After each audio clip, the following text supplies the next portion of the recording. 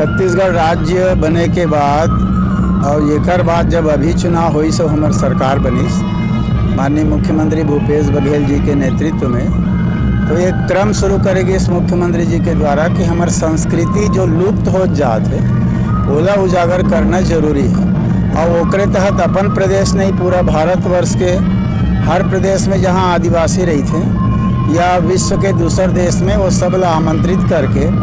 एक साथ होकर परिचय हो कि ये प्रदेश में का है, ये प्रदेश में कैसे संस्कृति आदिवासी और ओकर संगे संग हमारे छत्तीसगढ़ में अन्य जो हमारे संस्कृति बहुल उजागर करे के अलग अलग समय में अलग अलग महोत्सव के द्वारा ये लोग किए जाते। ओकरे तहत यहाँ आदिवासी महोत्सव का आयोजन ये दूसरा साल है, बीच में कोरोना कारण बंद रही। एमा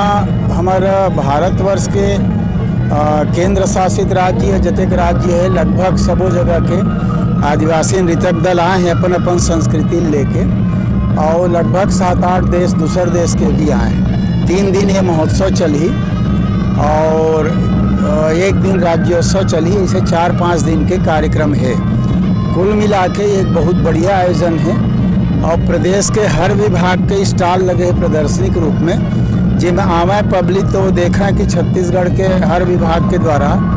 छत्तीसगढ़ जनता के लिए, छत्तीसगढ़ के विकास के लिए का काम करे जात ओकरो ये प्रदर्शनी में देखे मिला थे। दिवाली तिहार के बहुत बहुत बधाई, लक्ष्मी पूजा के, गोवर्धन पूजा, भाई दूज के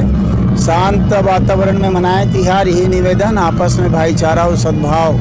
बना के रखें, यही निवेदन, ताकि हमारे छत्तीसगढ़ के संस्कृति के हिसाब से त्यौहार के आनंद और खुशी सब बने रहें।